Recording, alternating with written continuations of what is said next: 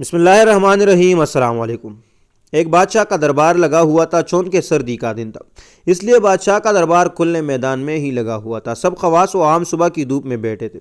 بادشاہ کے تخت کے سامنے ایک میز تھی اور اس پر کچھ قیمتی اشیاء رکھی تھی۔ وزیر، مشیر اور امراء وغیرہ سب دربار میں بیٹھے تھے۔ بادشاہ کے خاندان کے دیگر افراد بھی موجود تھے۔ اسی وقت ایک شخص آیا اور دربار میں داخلے کی اجازت چاہی۔ اجازت مل گئی تو اس نے کہا، میرے پاس 2 اشیاء ہیں۔ میں ہر ملک کے بادشاہ کے پاس گیا ہوں اور اپنی اشیاء کو بادشاہ کے سامنے رکھتا ہوں، پر کوئی فرق جان نہیں پاتا۔ تمام ہار چکے ہیں اور میں ہمیشہ کامران و کامیاب ہو کر لوٹتا ہوں۔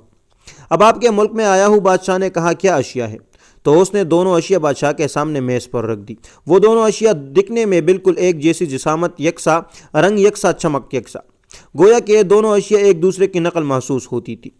بادشاہ نے کہا، یہ دونوں اشیاء تو بالکل ایک جیسی ہے۔ تو اس شخص نے کہا، جی ہاں، دکھائی تو ایک سی ہی دیتی ہے، لیکن ہے مختلف۔ ان میں سے ایک ہے بہت قیمتی ہیرا اور ایک ہے شیشہ۔ بظاہر یہ دونوں ایک سے ہے۔ کوئی آج تک یہ نہیں پہچان سکا کہ کون سا ہیرا ہے اور کون سا شیشہ۔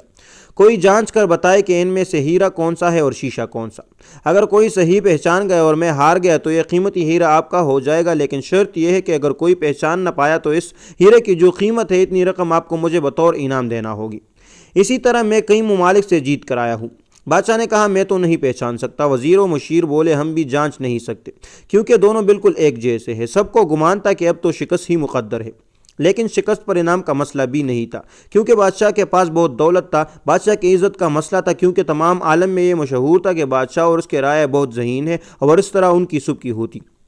کوئی شخص بھی پہچان نہیں پا رہا تھا۔ آخرکار تھوڑی سی ہلچل ہوئی۔ ایک نابینا شخص ہاتھ میں لاٹھی لے کر اٹھا۔ اس نے کہا، مجھے بادشاہ کے پاس لے چلو۔ میں نے تمام باتیں سنی ہے اور یہ بھی سنا ہے کہ کوئی پہچان نہیں پا رہا۔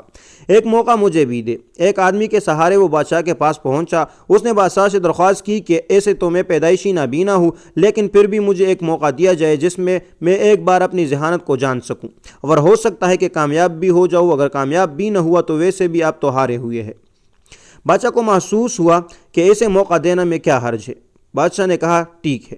اس نابینا شخص کو دونوں چیزیں چونے کے لیے دے دی گئی اور پوچھا گیا، اس میں کون سا ہیرا ہے اور کون سا شیشہ؟ یہی آپ کو معلوم کرنا ہے۔ اس آدمی نے ایک لمحے میں کہہ دیا، یہ ہیرا ہے اور یہ شیشہ۔ جو آدمی اتنے جگہوں سے جیت کر آیا تھا وہ بہت حیران ہو گیا اور کہا، ٹھیک ہے، آپ نے صحیح پہچانا، آپ کو مبارک ہو، اپنے وعدے کے مطابق اب یہ ہیرا بادشاہ کا ہوا۔ تمام لوگ بہت حیران ہوئے کہ ایک نابینا شخص نے کیسے جان لیا کہ اصل ہیرا کون سا ہے، اور سب نے یہی سوال اس نابینا شخص سے کہا۔ اس نابینا شخص نے کہا کہ سیدھی سی بات ہے، دھوپ میں ہم سب بیٹھے ہیں، میں نے دونوں کو چھو کر محسوس کیا، جو ٹھنڈا رہا وہ ہیرا، جو گرم ہو گیا وہ شیشہ۔